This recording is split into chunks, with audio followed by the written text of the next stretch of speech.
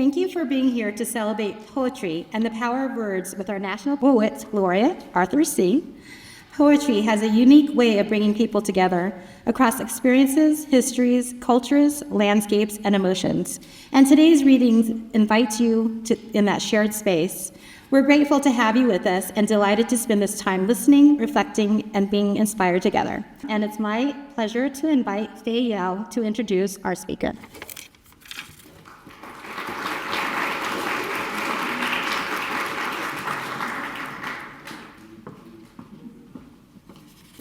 Hello, I'm Fei Yao.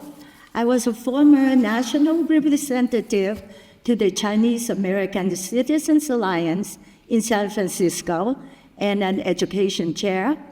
And in some of my free time, I am a researcher and instructor of Chinese language, calligraphy, and poetry. And good afternoon, everyone. Thank you for being here. We are especially thrilled this afternoon to welcome Arthur C. not only as the nation's poet laureate, but also as a cherished resident of our neighboring city, Santa Fe.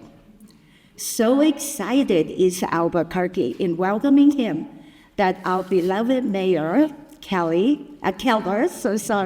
Mayor Keller, along with his family, are here to celebrate with us. That says a lot about the admiration Mr. Z inspires across our communities. For me, he is Arthur, a good friend, a venerated teacher, and a prolific and widely acclaimed poet. Mr. Z is a second-generation Chinese American. He was born in New York and attended higher education, first at MIT, but he got bored very quickly looking at formulas and equations in his sophomore year. So he told his parents he's going to leave MIT and enroll in UC Berkeley to pursue a study in poetry. You can imagine his parents' reaction. Okay. But that was the right choice for him. Okay. He carries his love for language and writing through the years in his poetry and made great contributions to the world of literature. While Mr. Z is widely regarded as one of the most innovative voices in contemporary American poetry, his work is deeply rooted in the Southwest and shaped by a remarkable range of cultural, scientific, and philosophical traditions. His work is distinguished by its precision, musicality, and deep attentiveness to the natural world. His poems invite us to pause, to observe deeply, and to consider our place within an ever-changing universe. While Mr. Z is widely celebrated for his own poetry, one of his greatest contributions is his work as a translator of classical Chinese poetry. He brings century-old voices to life for the modern reader and revealing their timeless beauty and wisdom. As a teacher, whether as an exchange poet teaching at Stanford University, or his work as a professor and director at the Institute of American Indian Arts in Santa Fe, where he guided the school to rise and produce some of the best indigenous writers in the United States. He is encouraging, motivating, and giving his students the freedom to explore their own voices in the meaning, feelings, and vision, making their words speak freshly to us. Mr. Z has been a vital voice in American letters for decades, earning numerous honors, including the Bollingen Prize, the Ruth Lilly Prize, and fellowships from the Guggenheim Foundation and the Lannan Foundation. His book, Sightlines, won the 2019 National Book Award for Poetry, and his collection, Compass Rose, was a finalist for the 2014 Pulitzer Prize. We have detailed his numerous accomplishments in the program book you received this afternoon. And if I try to enumerate them all, we would be here till midnight. And I'm sure you don't want to do that. And yet, despite all his accolades, Mr. Z remained as humble, approachable, and gently humorous as ever. We have a saying in Chinese, teaching and learning go hand in hand, a principle that beautifully reflects Mr. Z's journey at the Institute of American Indian Art. He has recalled that his time teaching there was formative not only for his students, but for his own growth as a writer. Learning along Native students where they have multitude of experiences which were rich and varied, expanded his own poetic range and deepened his understanding of voice and culture. It is this spirit of shared learning and creative generosity that we honor him today. Thank you. Next. I would like to invite our Mayor Keller up on stage to present a proclamation in honor of Arthur Z.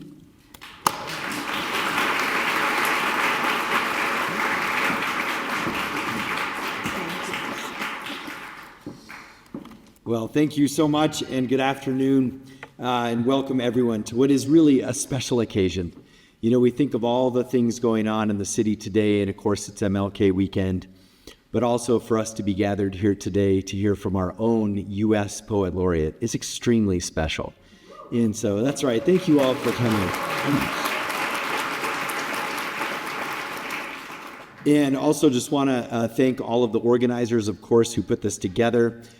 Do want to mention two folks. If you didn't know, we actually have an Asian American liaison in the mayor's office now. Carlo, give us a wave. Carlo Aragon.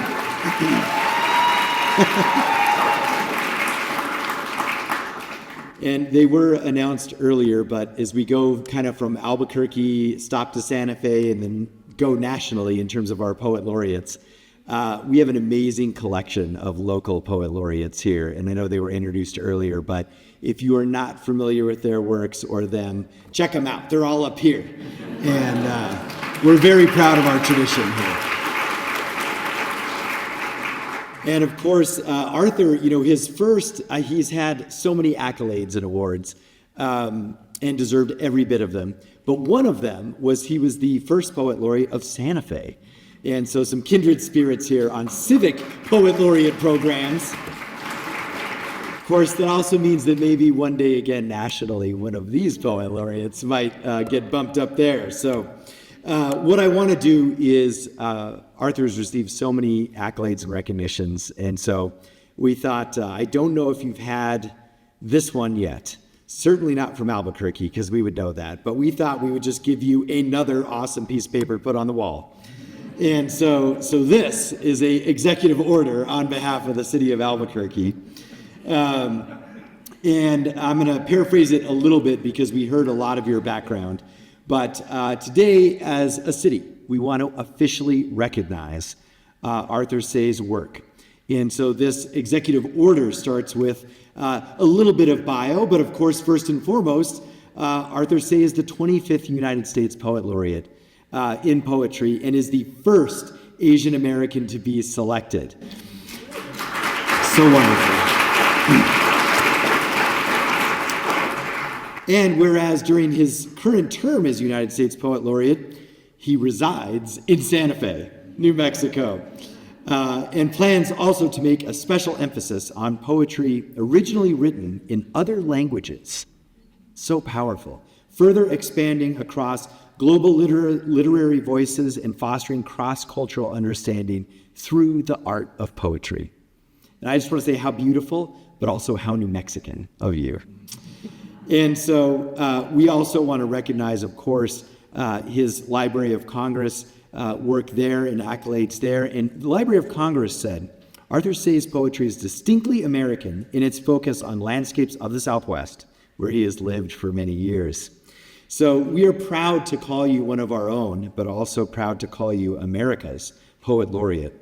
And so now, as mayor of Albuquerque, I get to proclaim today, your day, January 17th, 2026, Arthur Say Day in the city of Albuquerque.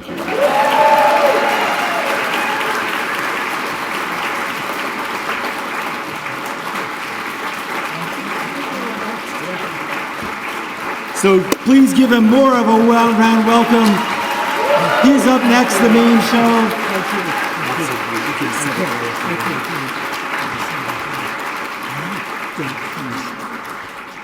Thank you.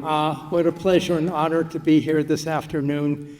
And I want to thank all the organizations that have made it possible for me to be here, and also to thank Mamie Chan and Fei Yao in particular for being so supportive and, again, making my visit possible. I'm going to read from selections from many different books. And I first came to New Mexico in 1972, and I came on a lark. I was a student at the University of California at Berkeley, working with the poet Josephine Miles. And as Fei Yao said, I had transferred from MIT, and I thought, at Berkeley, I'm never going to be able to graduate because I have credits in science. I wanted to study classical Chinese poetry, translated into English. I wanted to take English classes. I wasn't ever going to fit into a major. So I went to see Josephine Miles. I was in her poetry workshop, and I explained my dilemma. And she said to me, you can take Swahili if you want. Someday you're going to be a poet. So just take whatever you want and create your own major, which astonished me. And before I graduated, I went to Josephine and I said, you know, I know the East Coast and the West Coast. I want to go somewhere I've never been before. And she said, try New Mexico. It's really beautiful. And here are the names of two people I know in Santa Fe. So I really came on a lark. I called up the two people that had been recommended to me. And the second person, Stanley Noyes, said, oh, well, we're putting together Poetry in the Schools program through the New Mexico Arts Division. Why don't you apply? And if you're accepted, we'll send you to schools all over the state. So I applied, I did that, and for the next 10 years, I worked all over the state on Indian reservations, Spanish-speaking high schools, all the junior high schools of Santa Fe, and just fell in love with New Mexico. So it's such a pleasure to be here now, 53 years later. This first poem I wrote after working as a poet in the schools up in Springer, New Mexico. And I just want to make a background note because I feel like the sources of poetry are really everywhere. And a lot of it is just paying attention and uncovering surprises in our daily lives. I'd been teaching at Springer. I was driving back to Santa Fe. It was getting dark. And I just flipped the lights on in my car. And the moment I did that, I suddenly had this image of all of us as points of light moving along the darkness. The chants. The blue-black mountains are etched with ice. I drive south in fading light. The lights of my car set out before me and disappear before my very eyes. And as I approach 30, the distances are shorter than I guess. The mind travels at the speed of light, but for how many people are the passions ironwood, ironwood that hardens and hardens. Take the ex-musician, insurance salesman, who sells himself a policy on his own life, or the magician who has himself locked in a chest and thrown into the sea, only to discover he is caught in his own chains.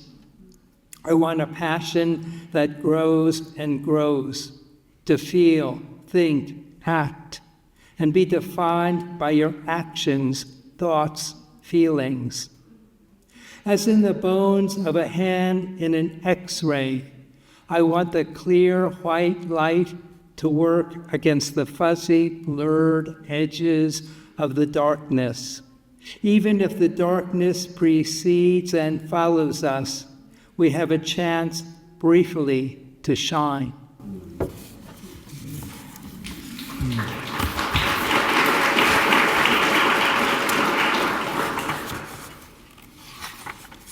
Farolitos.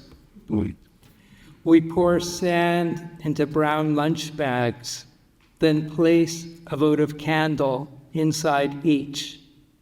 At night, lined along the driveway, the flickering lights form a spirit way.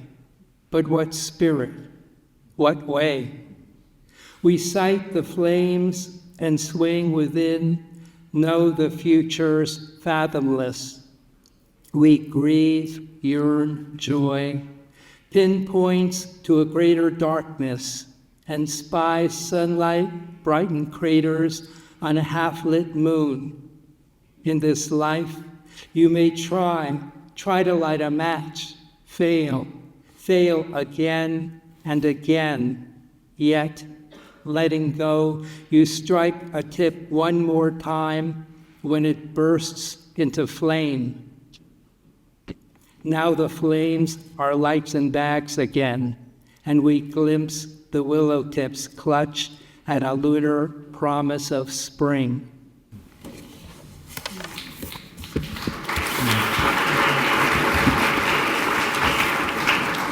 When I read at the Library of Congress on December 11th, I thought, I need to explain Farolitos, but obviously I don't need to do that here. This next poem is in the voice of Salt. Salt Song. Zunis make shrines on the way to a lake where I emerge, and Miwoks gather me out of pools along the Pacific.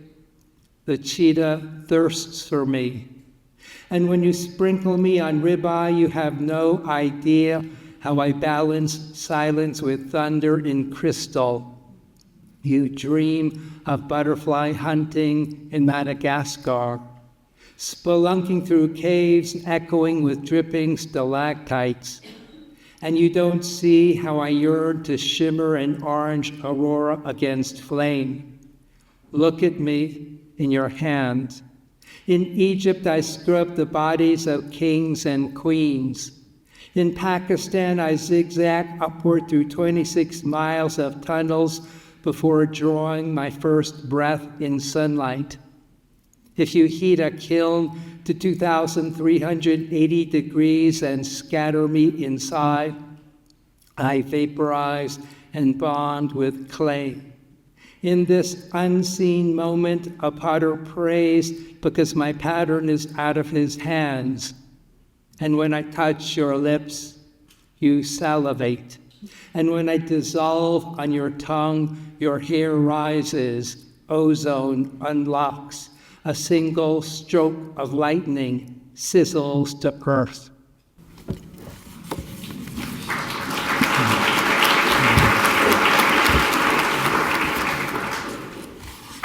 I not only worked in the New Mexico Poetry in the Schools program, but I also worked at one point for the Alaska Poetry in the Schools program.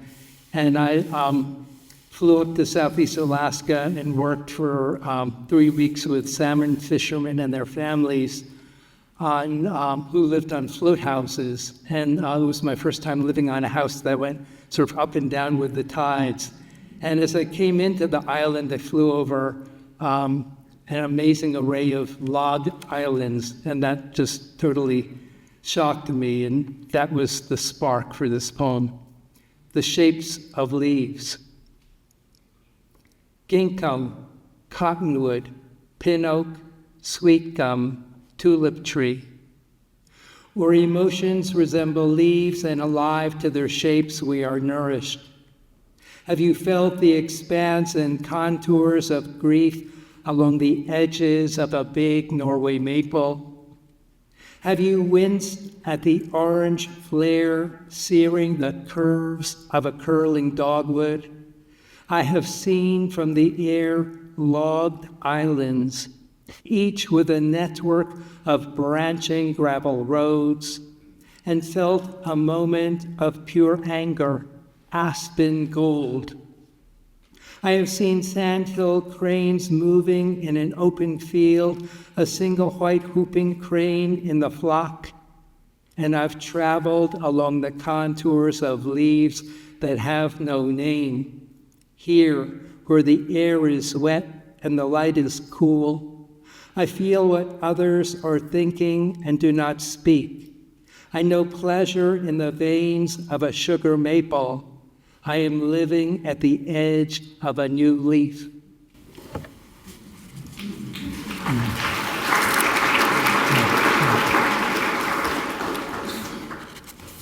This next poem was an experiment, really just writing fragments, and each line started with the word here, and it just had maybe 30 or 40 of them. I'm talking now a bit about my own creative process. When I was young, if I had an idea for a poem and just wrote it, I could do that in a few drafts, but I got to the stage where I felt like, well, that's one kind of a poem, but it's really staying along the surface because you know where you're going as a writer. And for me, the next stage was losing my way. So to write and not know where I was going, where the beginning or where the end of a poem was slightly scary, but it was also deeper and ultimately more exciting. And my writing process began to slow down. So I couldn't write that quickly, and I really had to give that space to discover where the real seeds of the poem are. And this poem is called simply Here. Here a snail on a wet leaf shivers and dreams of spring. Here a green iris in December. Here the topaz light of the sky. Here one stops hearing a twig break and listens for deer. Here the art of the ventriloquist. Here the obsession of a kleptomaniac to steal red pushpins. Here the art of the alibi. Here one walks into an abandoned farmhouse and hears a tarantella. Here one dreamed a bear claw and died. Here a humpback whale leaped out of the ocean. Here a man made it to this island with one oar. Here the actor forgot his lines and wept. Here the art of prayer. Here marbles, buttons, thimbles, dice, pins, stamps, beads. Here one becomes terrified. Here one wants to see as that God sees and becomes clear amber. Here one is clear pine.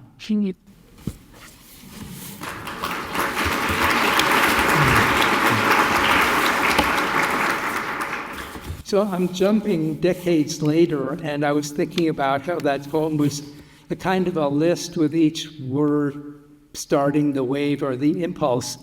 And then I asked myself one day, what if I had these fragments and instead of taking the same word at the beginning of each line, what if I created my own sort of secret to the poem where each line had to pick up a word or words from the previous line, including the title.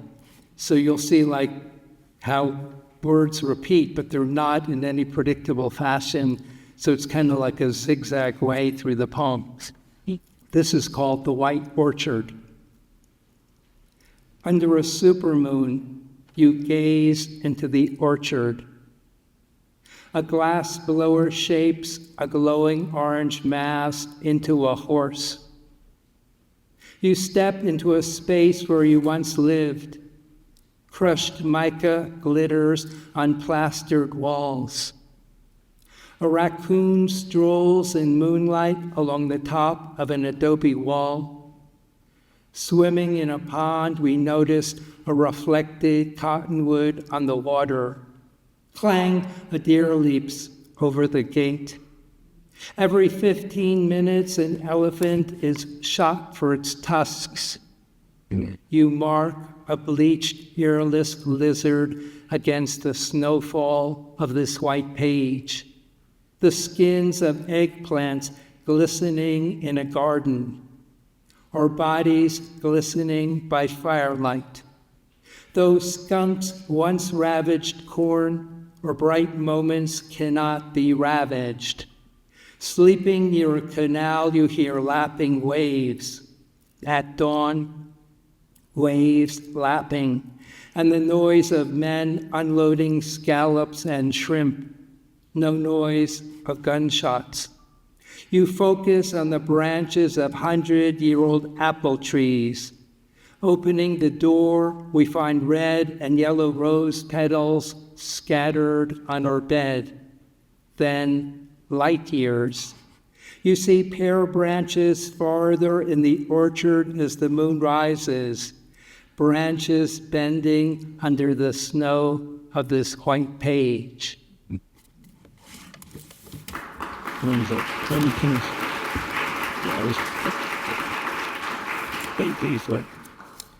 They mentioned that I translate classical Chinese poetry, and I really learned my craft as a student at UC Berkeley, apprenticing myself to the ancient Chinese poems. And I found that if I just read the characters as best I could on the page, I was outside of the poem. And one of the things I had to do was personalize the language. So I took the ancient poems and I wrote them out character by character, stroke by stroke, thinking about how did this poet choose this character after this one? How were they juxtaposed? How were they choreographed? And for me, translation is really the deepest form of reading. So as part of my Poet Laureate project, I'm assembling a book called Transient Worlds. The idea is there's no definitive translation. And I take, for instance, 3 different translations of the same poem.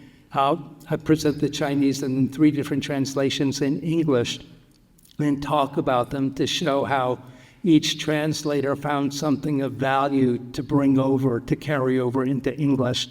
And then I invite the reader to make their own translation. So it's sort of a fun, hands-on book with poems from 13 different languages. This translation I'm going to read to you is by Tao Chen, one of the great early poets. His dates are 365 to 427, Common Era in China. And one day he quit his job. He bought some land in a rural area. He built his own house. He planted chrysanthemums and wrote poetry. And the chrysanthemum became his symbol and image as a sense of purity, and also the idea of someone following their inner character and not being swayed by the world. This is called Drinking Wine, and its dates are 418 Common Era. So I just find it mind-blowing that a poem that old could be translated and still feel fresh today. Drinking Wine.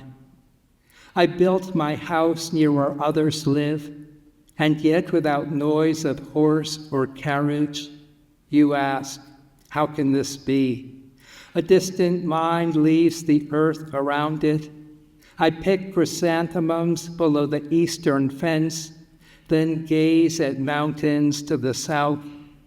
The mountain air is fine at sunset. Flying birds go back in flocks. In this, there is a truth. I wish to tell you, but lose the words.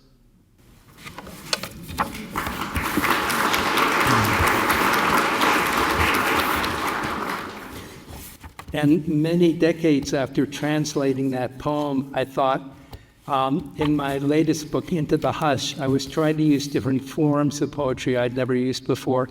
and I'd never used the simple poem in the form of a letter.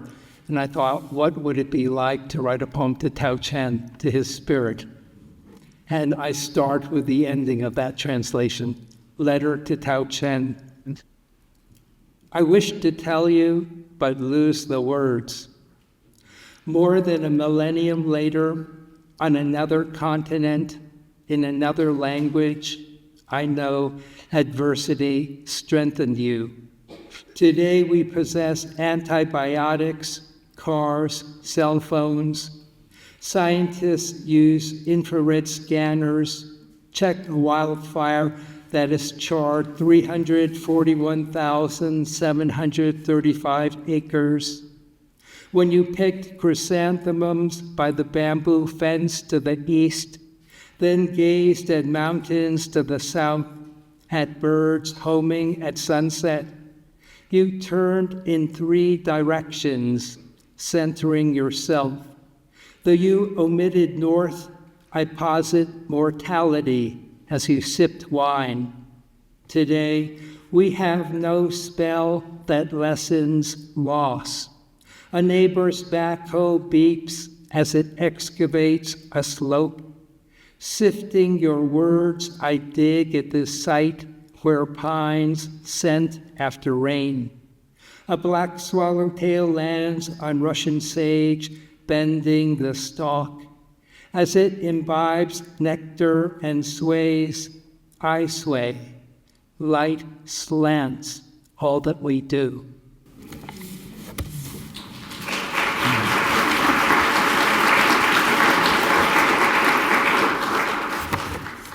This is a poem in the voice of a jaguar. Just after you saw and envisioned building homes on this tract, you smell me in the dark. Know that I move through this terrain at night, though you only think of building and selling. Even now you believe you can borrow my spirit by wearing a mask of my face on your face. Look at me, delve into your fears. Is your deepest fear to be hacked, strangled, or be strapped to an IV on a bed with no chance to die? I can grasp a turtle and break its shell with one bite. I can pounce on a deer and crush its skull and neck with my teeth. You slash and burn in the jungle, force the snakes and macaws to retreat. You even burn your own species alive. Look into my eyes. I am your mirror and transformer. If you destroy my species, I will shapeshift and hunt you in your dreams. The fingerprints of your hands resemble the black rosettes on my skin, and you will not escape. You will never comprehend the twin nights in my eyes. Remember, as a child, you came up the steps from the basement and flicking off the light at the top of the stairs, feared a hand about to grasp your shoulder from behind. That fear is alive. And now as you rummage for keys at your apartment doorstep, I am a passing jogger about to pounce.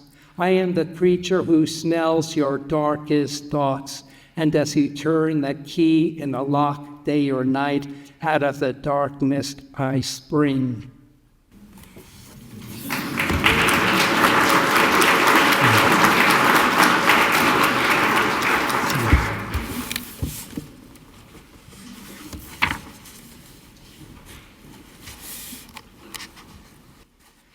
I think there are some people from senior daycare centers here today, Faith told me, and I wanted to read this poem called Virga for a cousin of mine who I visited in California at the end of his life. He had cancer, he had gone through all the treatments, and he had gone back to his home to die, basically. And one of the things I always notice visiting people in the hospital is how the television is sort of there droning again and again, and how it changes from one world to another so quickly. And that became part of this poem. And also here in the Southwest, and I often think of Albuquerque actually, which has these great, in the summer, lines of rain coming down that evaporate before they touch the ground. And that's called virga, that phenomenon. And I thought, what a beautiful image for somebody near the end of his life, and these things coming down and then disappearing. So this poem is called Virga. A quarterback slants a short pass to a tight end, and the screen fills with tacklers. He presses a button. 2 miles deep in the Atlantic, shrimp hover around a vent where the ocean temperature is 36 degrees. Sips a linger mushroom brew, dozes. At a banquet with wine glasses raised, the host starts to say, "Long live." Teenage girls dressed in red silk cartwheel past. A line of children trumpet on makeshift horns, instrumental in fundraising the construction of an elementary school. He has journeyed north. Hunting wild ginseng in the hills is rain that evaporates before it touches the ground. He has not seen Orion for a month, nor Sirius, nor read they have found signs of water on Mars. Breathing is a struggle. I must live along a brightening curve, otherwise it's fathomless dark. He considers how his wife and son will navigate, whether a cousin fencing tomb relics will reinvent himself. At an underwater peak in the Coral Sea, shrimp thought to be extinct for 50 million years on a large screen congregate.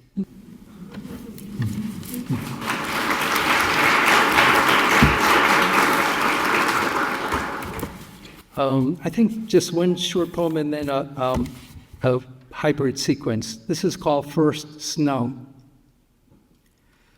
A rabbit has stopped on the gravel driveway. Imbibing the silence, you stare at spruce needles. There's no sound of a leaf blower, no sign of a black bear. A few weeks ago, a buck scraped his rack against an aspen trunk. The carpenter scribed a plank along a curved stone wall. You only spot the rabbit's ears and tail. When it moves, you locate it against speckled gravel. But when it stops, it blends in again. The world of being is like this gravel. You think you own a car, a house, this blue zigzag shirt, but you just borrow these things.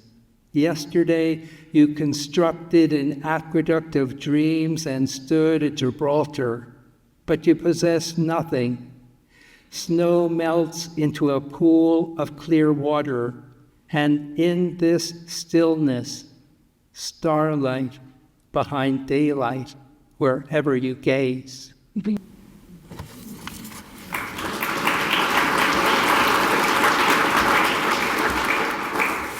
And I think I'll close with this piece in 4 sections. It's a hybrid piece. It's called the Sequía del Llano, which is one of the sequias that runs through the city of Santa Fe. It runs parallel to Canyon Road, comes from the reservoir, and then drops into the Santa Fe River.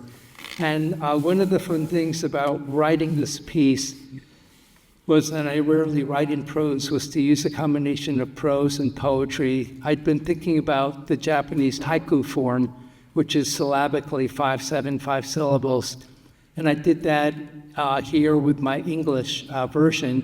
But then I also thought about other classic Japanese forms. So there's the haiku, there's what's called a tanka, which the Chinese characters literally mean short song. And it's 5/7, 5, 7/7 syllables.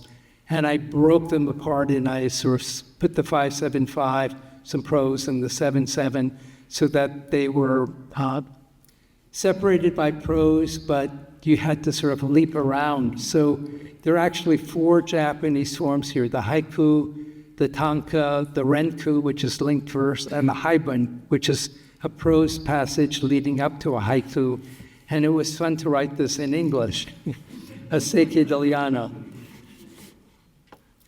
The word acequia is derived from the Arabic asakia, water conduit, and refers to an irrigation ditch that transports water from a river to farms and fields, as well as the association of members connected to it.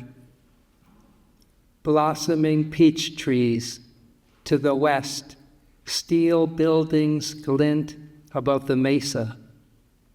In Santa Fe, New Mexico, the Acequia del Llano is 1.5 miles long and begins at Nichols Reservoir Dam.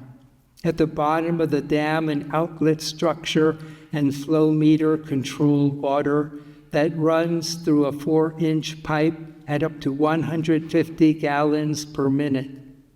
The water runs along a hillside and eventually drops into the Santa Fe River.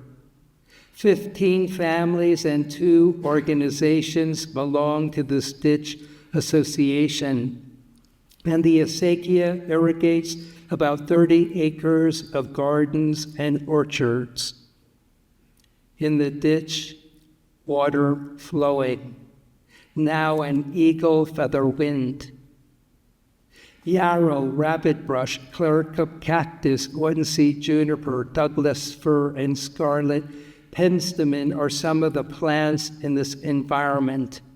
Endangered and threatened species include the southwestern willow flycatcher, the least tern, the violet-crowned hummingbird, the American martin, and the white-tailed ptarmigan. Turning my flashlight behind me, I see a large buck 3 feet away.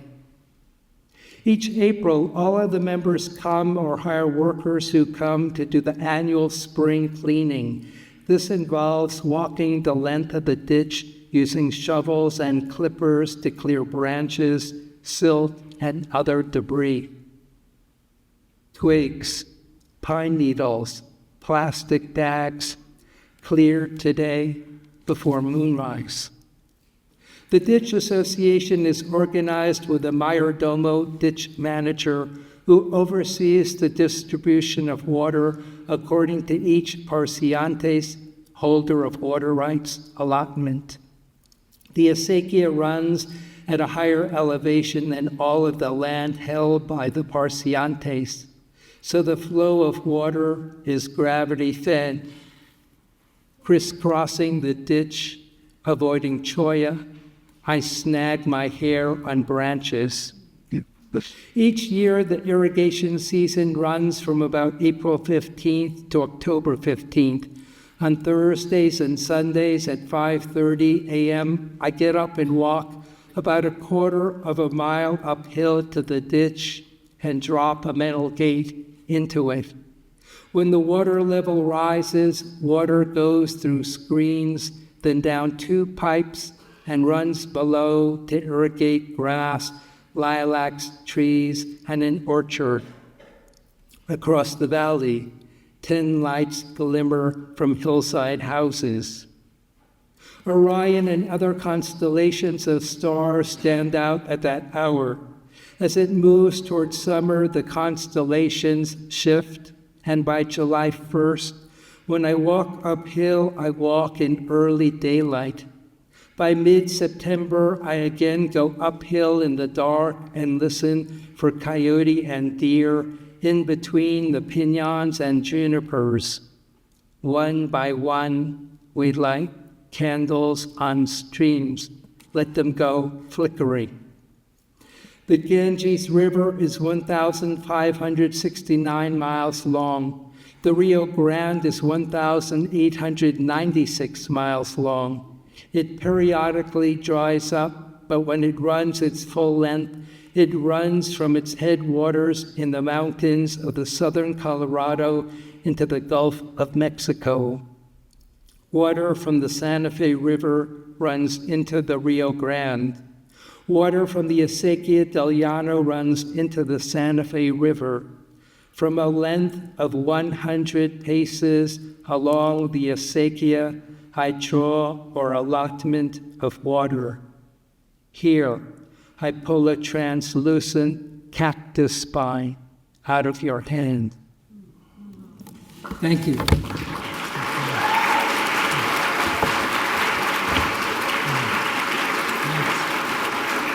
Thank you.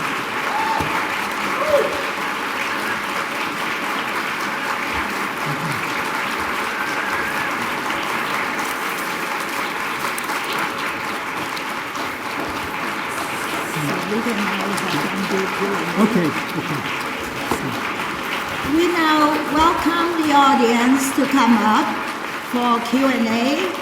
If you have your questions or your comment, we have 2 microphones placed in front of the hall, to the right and to the left. So please don't be shy, come up and speak to the mic. The question is, can I talk a little bit about revising? And I think when I was a young poet, as I said, I tended to sort of write like a draft of a poem, and then I would rewrite and maybe be done in about 5 or 6 drafts. And that changed radically over time. As I said, when you don't know where you're going, then you make a mess on the page. And so my writing process became more chaotic and unwieldy and scary and much slower. The poem I read, The White Orchard, went through 88 drafts to reach its final form. So I knew that I wanted to try writing a poem in 1-line stanzas, the idea of like a haiku being a microcosm of small world, but that I would have lots of small worlds and they would align to create a large world. And I had, 150 of them. I didn't know what to do. And then I, at one stage, cut them out. I printed them out and I cut them out into little strips of paper and I moved them around the tabletop. And I would think, I don't know where the end is. I don't know where the beginning is. It's scary. What if this is the first line? What if this is the second? But I physically moved them around on the tabletop. And then sometimes I would say to myself, okay, there's a line here and a line here. What could be in that space? Maybe there's a line I can write that's a bridge, that's like a stepping stone in a Japanese garden where you're entering a kind of sacred space and the stones are there to help you navigate your journey. And so that process became very slow. And then it was about halfway through, I thought, well, I don't want these lines to just be arbitrary. How do I give it some rigor? And that's when I thought to myself, okay, I'll learn from my early poem here and create a kind of repetition where each line picks up a word or words from the previous line, but it's sort of like a secret to the poem. It's part of the musicality. And with the language and then the space, the silence, there's a kind of dance with the sound and silence. So you can see from one extreme to the other how the revision process became much longer, slower, but ultimately I think more exciting because there's a sense of discovery. How about another question? Could you pretend for a moment that we're all singing children? And I would love to hear how you introduce your process to us and how you explain what poetry is and why we do it. That's a tall order. That's great. I'm going to call on my experience of teaching for 22 years at the Institute of American Indian Arts. And my experience was a lot of Native students would come into poetry workshop and it's kind of like, oh God, I have to take poetry. It's going to be tough. It's going to be difficult. I don't know what I'm going to do. And I had to remove a lot of baggage. I had to sort of lighten the load because even before students would start to write a poem, they felt constrained by all sorts of preoccupations. Did it have to have a certain rhyme or a certain meter? Did it have to do certain things with language? And they were really struggling with, I think, a lot of things that are laid there in terms of what a poem might be. So I basically had to tell the students, write from a deep place. Don't write the poem that you think I'm going to like or your classmates are going to like.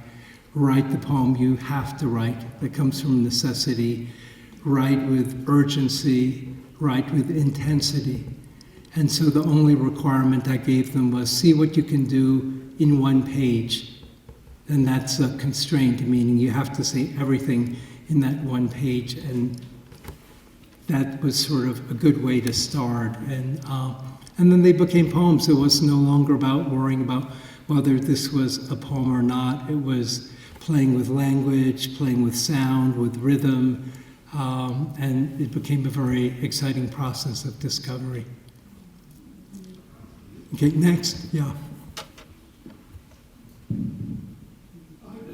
I was very intrigued with your discussion of translation, and obviously you thought about translation from poetry to story and story to poetry.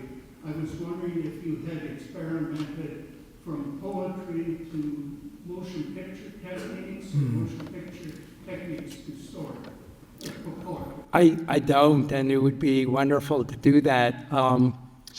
I've translated a famous poem by the Buddhist poet Wang Wei, and he writes a lot of quatrain poems.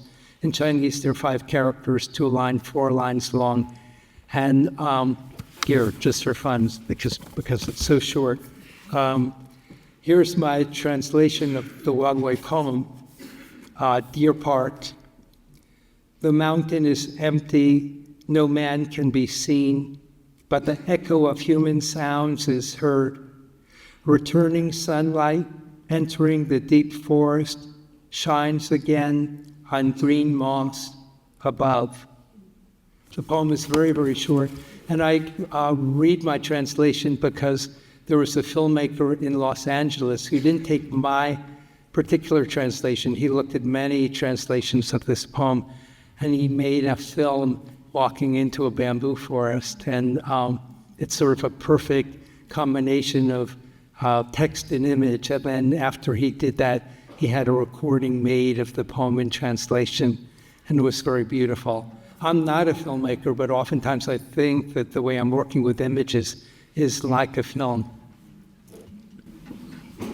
Yes, right. To be fair, let's alternate, and that gentleman's been waiting. Please. Yeah. This is another question about translation. I'm curious to what extent you modify the subjects and the verbs and just the sense of the original, let's say a Chinese poem, into your translation. Obviously, it's probably not word for word or concept for concept, but could you just say a little bit about how things change when you translate? Yeah, I mean, translation's an impossible task. And in this book that I've assembled, Transient Worlds, I think one of the ways to sort of widen and deepen the appreciation of poetry is through translation, because there's so many possibilities. So my practice working from Chinese to English is to write out, as I said, by hand, the Chinese character. And then because the semantic field of a Chinese character is so rich, there might be 10 words in English that are needed to consider as possible meanings for that Chinese character. So you can talk about making a mess on the page. You can see 20 characters in a couple hundred words in English and no syntax. How do you string these words together? It's sort of mind-boggling. And yet translation to me is incredibly rich and rewarding because it involves how you develop your craft, your voice, how you string, the syntax, how you string words together, and the choices you make. There's no right or wrong answer. I think one's forced to choose. Ultimately, I guess I want to advocate that a translation needs to have the power of a contemporary voice behind it. Because when I first read translations of Chinese poetry decades ago as a student at UC Berkeley, I was astonished at how the diction seemed so antiquated. The speaker seemed like someone speaking from 100 years earlier.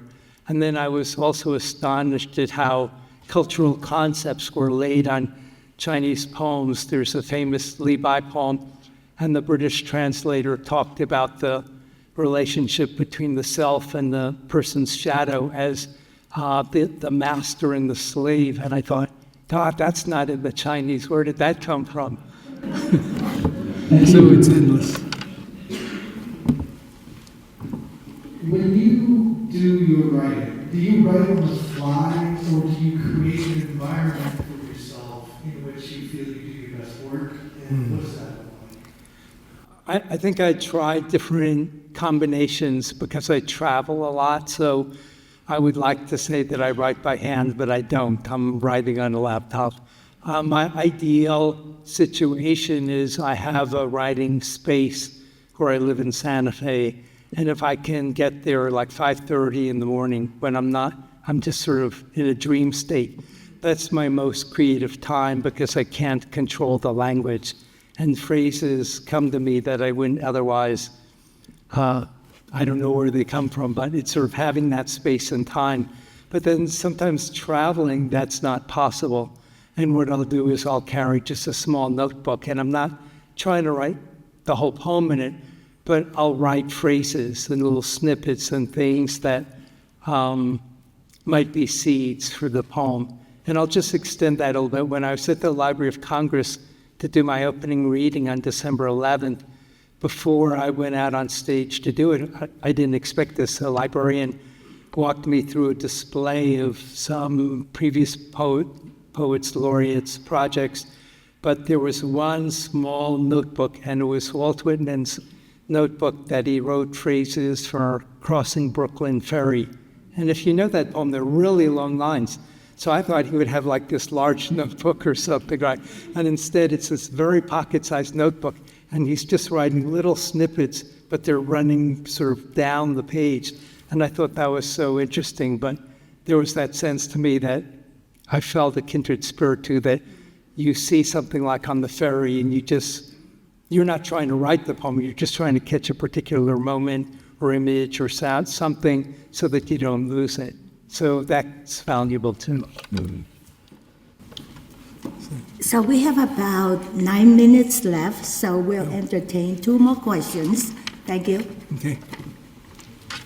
What like inspires you to write from like the perspective of something that you're not, like, do you feel connected to, like, for example, like your salt poem? I really like that one. Did you like feel connected to salt when you wrote that? And the jaguar one, did you feel connected to like who like a jaguar is?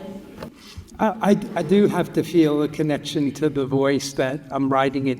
I think the thing, you can see I like to experiment with lots of different forms and shapes, and I think I really just started doing that within the last 10 years. But I had this idea that so often, when you're writing a poem and it's, I turn on the light or whatever, that it might be the poet, but it's certainly a speaker, might be close to the poet.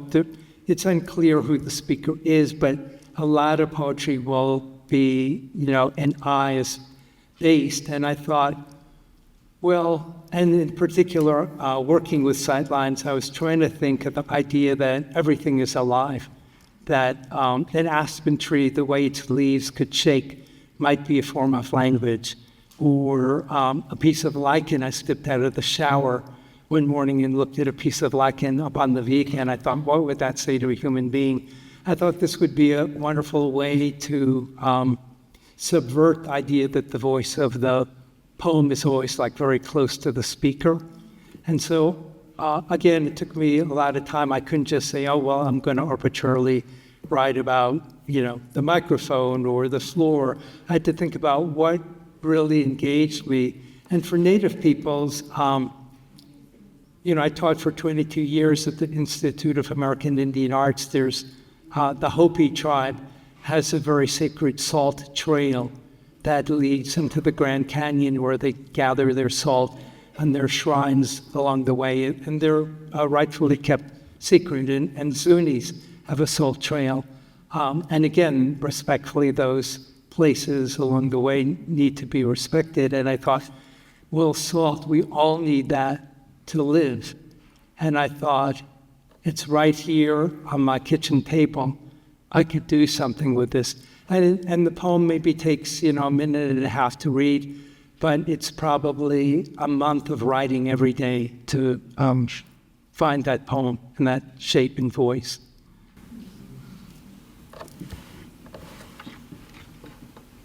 So this morning in a class I'm teaching, we spent a big chunk of time discussing the poem titled Anvil on page 3 of Into the Hush, and the word disparate came up.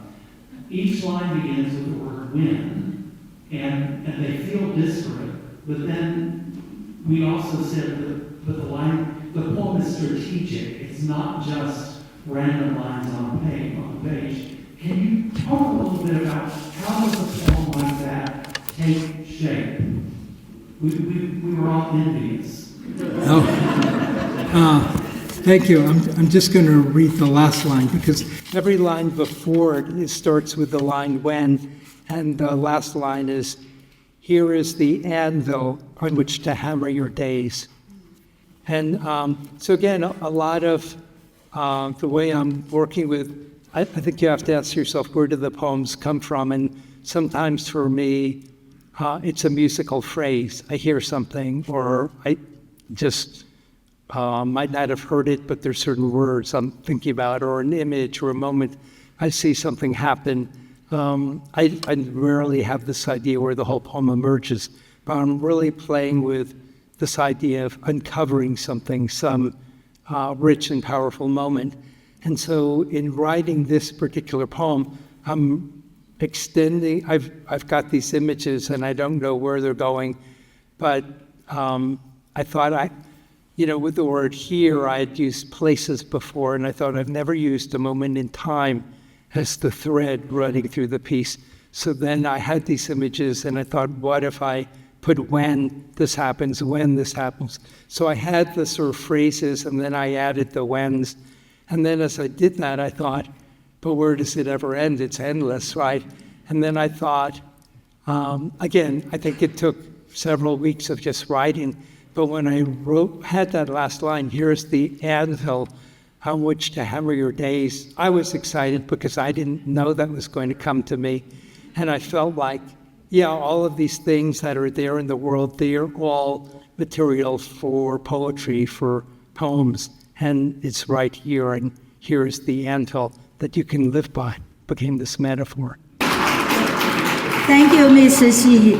Next, we will invite Carolyn Chan to the stage. She's going to give our closing statement and to introduce members of the committee for today's event. Thank you. Thank you very much, Faye. I'm Carolyn Holmes Chan, the second female national president of the Chinese American Citizens Alliance. That was established in 1895 in response to the Chinese Exclusion Act. That kept Chinese laborers from coming to the country after they had built the railroad that connected the United States and helped develop its trade and success. This organization consisted of Chinese men who were born in America, who fought for the rights and responsibilities of American citizenship. I do want to thank all of you for coming today to be with us for this very special event. One line of Robert Browning's poem, Andrea del Sarto, has served to inspire me and countless others. A man's reach should exceed his grasp, or what's in heaven for? Of course, today we'd say a woman's grasp or a person's grasp. Well, thank you and congratulations, Arthur, for being named the U.S. Poet Laureate. You epitomize the ambition and persistence expressed in this excerpt.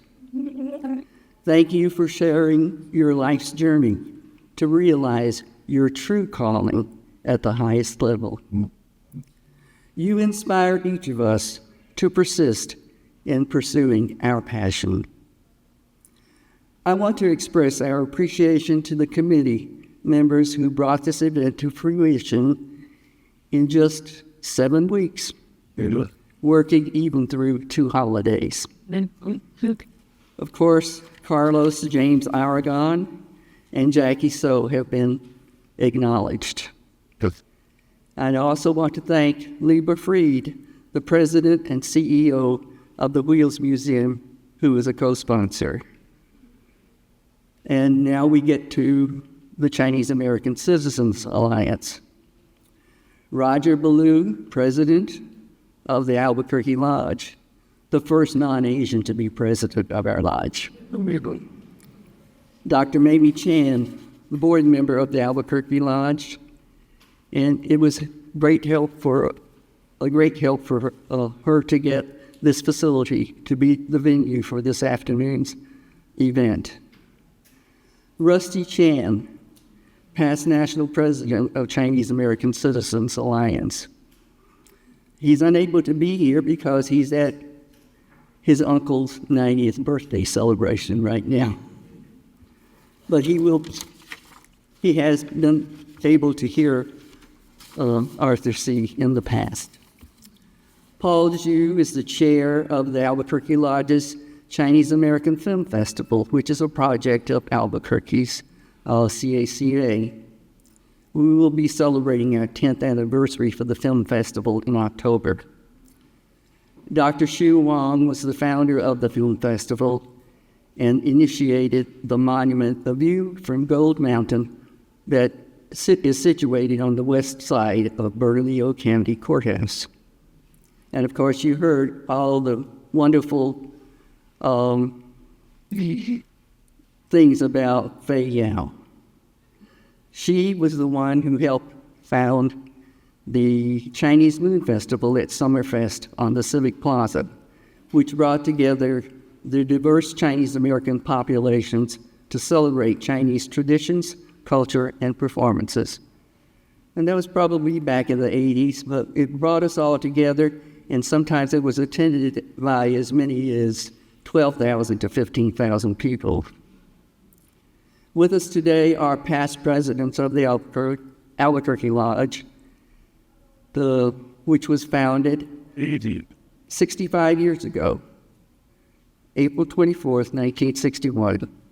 My husband, Dr. Tony Chan, who's sitting in the front, Dr. Lian Li Louis, one of the first Chinese American pharmacists in the city of Albuquerque. And other past presidents, Stephen Lee, Dr. Richard Ming, Cecily Yi, Dr. David Shi. And we have volunteers that we always rely on. Linda Louie, who is always there helping us prepare food, arrange celebrations of food. Vivian Affat, and Dr. Fred Brambort. 2005 was a very significant year for Chinese American Citizens Alliance. National President Rusty Chan presided over our 130th anniversary at our headquarters building in San Francisco with the theme, From Exclusion to Empowerment. Secretary of Interior Deb Haaland designated the Summit Tunnel in the Sierra Nevada, where Chinese laborers dynamited through rock to make way for a connection from the west to complete the Transcontinental Railroad in Utah. Placement of the plaque is delayed by reduced funding for the National Park Service. The upcoming year of the horse predicts a year of energy, freedom, grace, and forward motion. We are grateful to Arthur for invigorating our community with the theme, Cultural Heritage, Memory, and Transformation. In line with that theme, we at CACA are producing a documentary, The History of CACA, to remember the organization's history our family histories, and the celebrations and traditions in our communities. Once described as unassimilable, with education once denied us, we have provided leadership in all professions, arts, sciences, technology, and so forth. Chinese American history is American history. We too helped build America. We have upcoming local events. We are participating in the centennial of Route 66. Amy Tang is here in the audience, and she will be speaking about the founding of Fremont's that was established by her great-grandfather, Edward Gaw, and also describe other Chinese-owned businesses on Central Avenue that will take place at the Isleta Community Center on January 24th. We will also be celebrating Chinese New Year of the Horse beginning February 17th. April 22nd, 2026, we will be celebrating the 65th anniversary of chartering of the Albuquerque Lodge. We will join in the celebration of July 4th as the anniversary of our nation's independence. We do have a long way to achieve the goal of all men are created equal. We are all both proud Americans. On October 17th, we will have the 10th Annual Chinese American Film Festival, which I had mentioned before. In these turbulent times in our nation and the world, we have the hope and opportunity to treat each other with civility, to consciously understand the histories of struggles and hardships that we all have endured, enjoyed together to overcome hate, discord, and violence. We are a great nation that can be even greater. Each of our lives is a poem. What will be said in this year's verse in the poem of your life? Thanks again, all of you, for coming.